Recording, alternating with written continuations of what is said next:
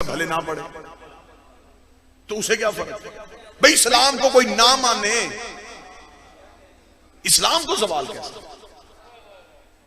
अब मैं बताता हूं ये लफ्ज क्यों लिखा। बादशाह ने कोई इलाके पे कब्जा कर लिया, मोहर लिख दिया अरूज इस्लाम।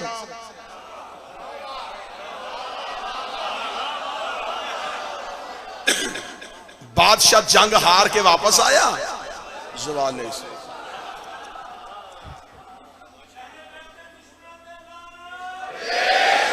यानी कि बादशाहत का किरदार इस्लाम से।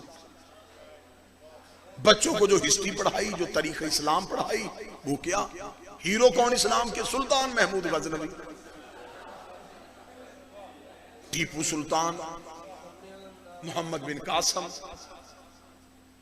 बच्चों ने उन्हें आइडियल बना लिया। सुल्तान महमूद गजनवी क्या काम किया जी इन्होंने? सोमनाथ का बुत तोड़ा, वजह लिखा, उसके अंदर सोना था।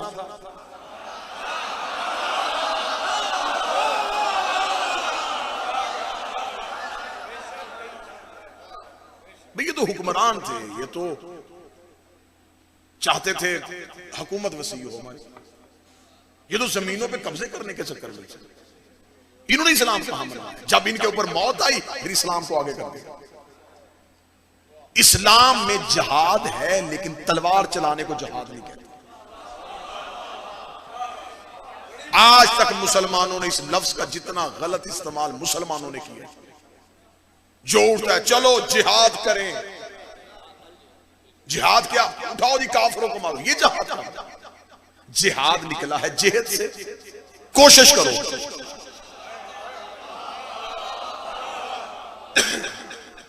आखिरी दम तक कोशिश करो। इस्लाम की जितनी भी जंगें, एक भी जंग रसूल ने किसी के घर जाके नहीं लड़ी।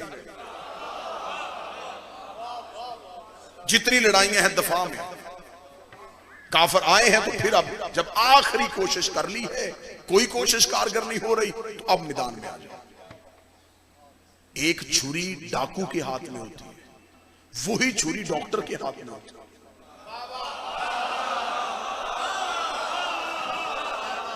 डाकू चलाता है जिंदगी छीनने के लिए, डॉक्टर चलाता है जिंदगी बचाने के लिए। यही वजह है तलवार बादशाह के हाथ में हुई तो लड़ाई हुई, इमाम के हाथ में आई तो अदल हुआ।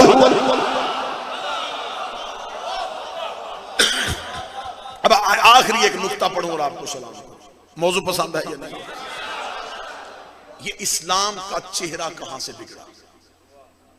जब पहली बार जमीन से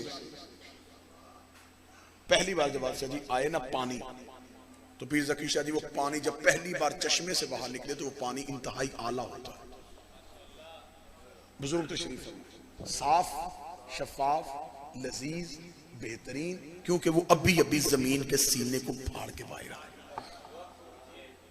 ये पानी चश्मों की सूरत में नदियों में पहुंचा, नदियां नहरों में आई, नहरें जंगलों के करीब से गुजरी, जंगलों के पत्ते शामिल हो गए, शहरों के करीब से गुजरी, शहरों की गंदगी शामिल हो गई, देहातों के करीब से गुजरी, देहातों की गंदगी शामिल हो गई, मैदानी इलाकों से गुजरी, मैदानी रंगत शामिल हो गई।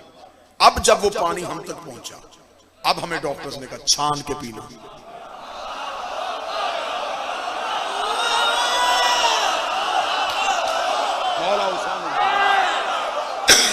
इसे उबाल लेना, इसमें बीमारियां आ गई। मैंने पहले कहा है कि मैं कोशिश कर रहा हूं कि कुछ ना कह के भी बहुत कुछ कह दिया जाए। आप इसे छान लेना, आप उबाल लेना, इसमें बीमारियां हैं, इसकी रंगत तब्दील हो गई है, इसका जायका तब्दील हो गया। अरे सरकार ये तो पानी वही नहीं था जिसमें साफ, शफाफ, लजीज, सेहत। वो कहते नहीं नहीं, कसूर पानी का नहीं, रस्तों ने पानी का असर बदल दिया है, रस्तों ने पानी का असर बदल दिया है। जब ये इस्लाम मक्का की चोटी से आया, इसमें हया भी, इसमें वफा भी, इसमें मोहब्बत भी, इसमें एहतराम भी, इसमें दूसरे मज़हब का एहतराम भी। लेकिन जब ये बादशाहों के दरबारों में आया, इसमें झूठे रावी आ गए, इसमें गद्दे मुहद्दिस आ गए, इसमें झूठे बादशाह आ गए। कसूर इस्लाम का नहीं है। सकीफा से आएगा तो दहशतगर्द होगा, गदीर से आएगा तो अमन पसंद होगा।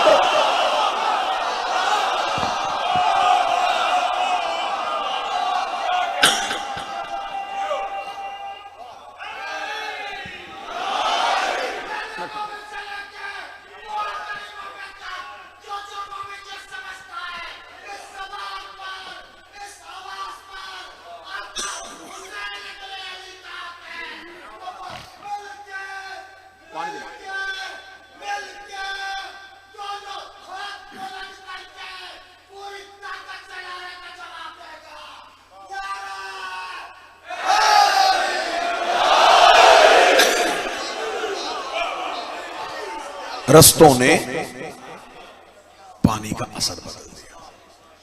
कसूर इस्लाम का नहीं था। मुझे बादशाह हुसैन की इज्जत कसम, जो नौजवान बैठे ना हमारे मुल्क के अंदर, हर बंदा अपना मनवाए या मनवाए, जब दूसरे मुल्कों में जाते हो ना फिर तुम्हें पता चलता है कि इस्लाम के चेहरे के साथ हुआ क्या है।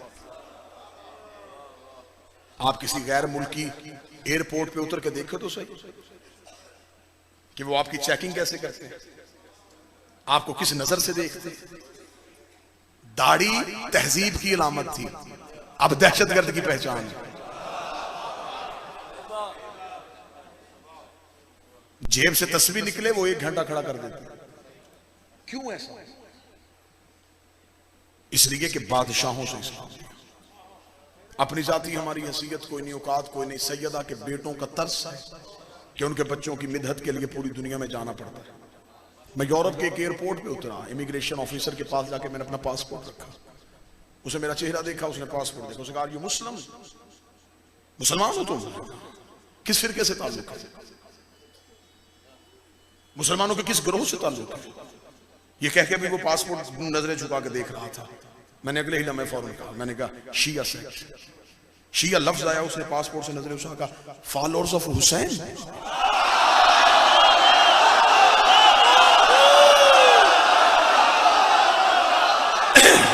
हुसैन के पैरोकार हो, हुसैन इब्ने अली के पैरोकार हो। मैंने उसकी आंखों में आंखें डाली कि इसने क्यों पूछा मुझसे। मैंने फौरन जुर्रत के साथ कहा हाँ मैं हुसैन का मानने वाला हूं। बादशाह हुसैन की इज्जत कसम, झूठ बोलने वाला मिंबर पे आ ही नहीं सकता। यूं अपनी कुर्सी से खड़ा हुआ, हाथ माथे पर, सैल्यूट फॉर हुसैन।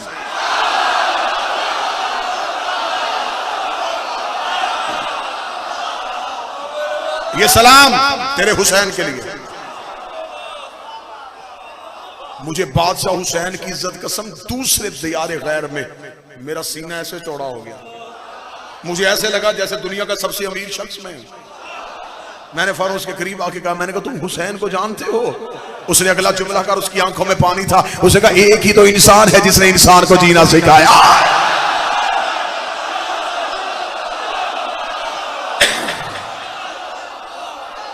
उसने कहा मैं ईसाई हूं बट आई लाइक हुसैन। मैं ईसाई हूं लेकिन मैं हुसैन को पसंद करता हूं। उसने कहा वो दुनिया में अमन का सफीर था।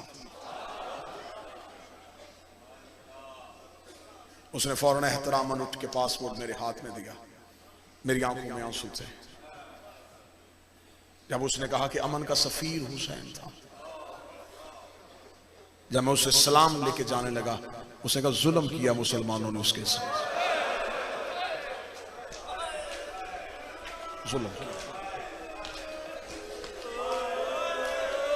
मैं सारे रास्ते सोचता रहा, 1400 साल के बाद ईसाई को पता चल गया तेरे साथ जुल्म हुआ है। अल्लाह जाने वो कौन बेगैरत मुसलमान थे जिन्होंने मोहम्मद की बेटी के सर से चादर उतार।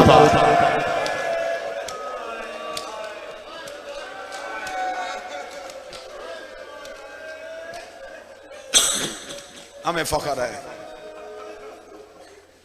हम गर्दनें काटने वालों में से नहीं, हम गले कटवाने वालों में से,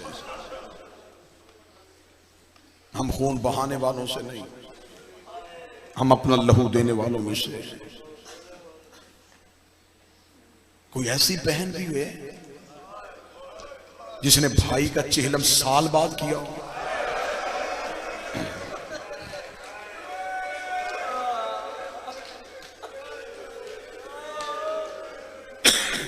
चलें पीर जवाद शाह जी, मखदूम नासर बुखारी साहब, पीर ज़की शाह जी, फैसल शाह जी, इतने सादात बैठे। मैं मुसाहिब शुरू करने से पहले मुआशरती का एक नफ्सियाती असर पड़ता है। गरीब से गरीब भाई हो ना और वो मर जाए, कुछ मेहमान जनाजा पढ़ के चले जाते हैं, करीबी अजीज रुक जाते हैं कि नहीं रुकेंगे, सुबह कुल का खत्म होगा तो चले जाएंगे। कुल का खत्म होने के बाद मेहमान निकलना शुरू हो जाते हैं, नहीं जाती तो बहन नहीं जाती।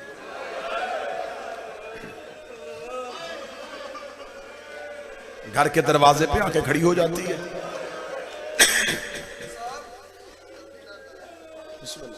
घर के दरवाजे पे रुक के जाते हुए मेहमानों को माथे पे हाथ रख दी, शुक्रिया मेरे भाई के जनाजे पे आए।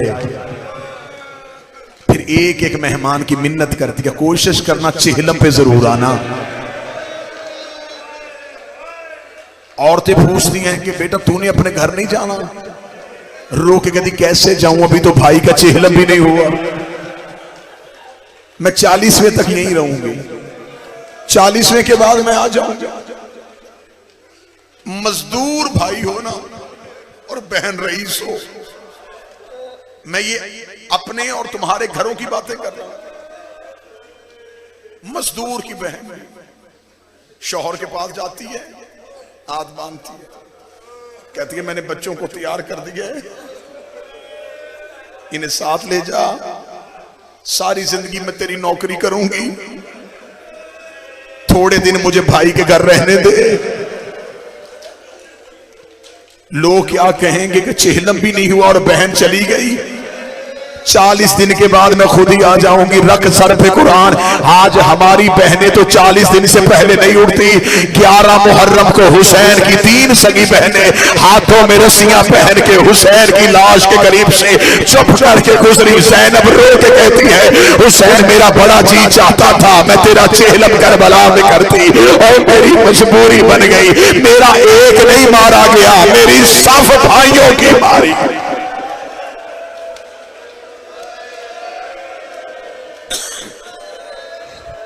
कल 20 सफर, किसका चेहलम? हुसैन का चेहलम। सिर्फ हुसैन का नहीं, अकबर का भी चेहलम, कासम का भी चेहलम, असगर का भी चेहलम। मुझे कोई ऐसा खानदान बता जिसके एक दिन में पूरे घर का चेहलम हो।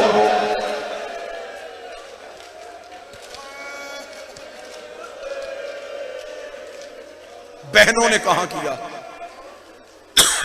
बाजारों में। साल के बाद आई, भाई की लाश के करीब से जब गुजरी थी ना,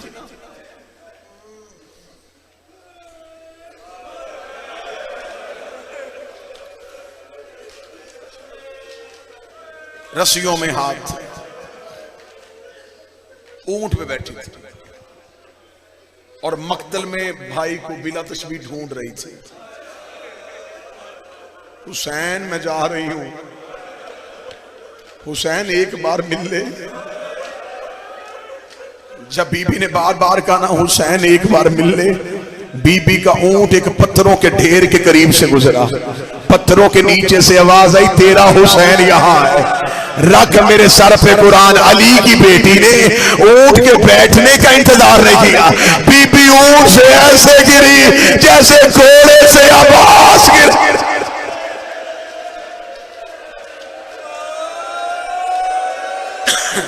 जवान भी घोड़े से गिरे तो फैसल शादी हाथों के सहारे से गिरता है, और जिस बीबी के हाथ भी बंधे थे, चेहरा आया करबला की खाक पे, पत्थरों के ढेर के पास ऐसे आई जैसे अकबर की लाश में हुसैन आया। अब मुझे बोल के बताओ, मैं तो डर रहा हूं कि मजमे में सैयद बैठे, मैं जुमला कैसे पढ़ूं? हाथ खुले होते तो हाथों से पत्थर हटाती,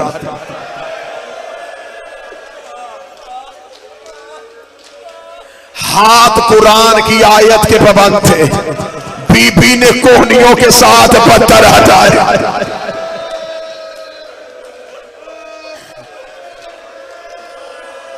किसी गरीब के जनाजे पे जाओ तो जनाजे पे जाके क्या देखते हो? मरने वाले का चेहरा। बहन ने दूर से आना हो, मैं कई ऐसे जनाजों पे गया हूं जो हादसाती मौत मरते, चेहरा जख्मी होता है।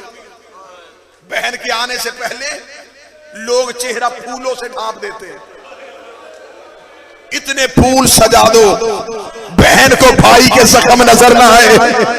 अगर बहन को भाई के सर का कोई जख्म नजर आ गया, कहीं बहन जीते जी न मर जाए, और लोग भाइयों के चेहरे फूलों से ढांपते हैं। इधर जैनब हुसैन की लाश पे आई, जैनब को हुसैन का सर ही नजर नहीं आया, रो के कहती हुसैन तेरा सर कहाँ है? आवाज आई मेरे सर का ना पूछ, मुझे बता तेरा बुर्का कहाँ है?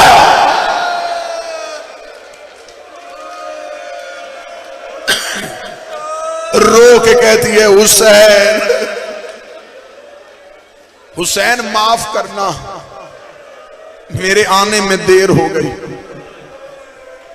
कटी हुई रगों से आवाज आई, मैं कल का घोड़े की जीन से गिरा हूं, तू आज मेरी लाश पे आई है। रो के कहती तू घोड़े की जीन से गिर गया, मैं कभी सजाद मचाती रही, कभी सकीना उठाती रही। रात गुजर गई मुझे यतीमों का पहरा देते देते। अगला जो बीबी ने जुमला कहा, वो जुमला मजलसी ने लिखा है, मैं वो जुमला पढ़ूं। सैयद मुझे माफ कर देना। रो के कहती है हुसैन कल वाले दिन से आज का दिन ज्यादा मुश्किल था। हुसैन की लाश से आवाज आई, कल अकबर गिर गया, कल गाजी के बाजू कलम हो गए, कल कासिम की लाश के टुकड़े हो गए, आज कौन सा सुलम हुआ? रो के भूल गई मैं अकबर की बरसी, जब मैंने लैला के हाथों में रस्सियां बांधी, रुबाब के हाथों में रस्सियां बांधी, फरवा के हाथों में रस्सियां बांधी। ओए अली की हर बहू मेरे आगे हाथ लेके खड़ी थी। रो के कभी तू रस्सियां बांध, उन्हें करीब न आने देना। ओए हम अली की बहू है।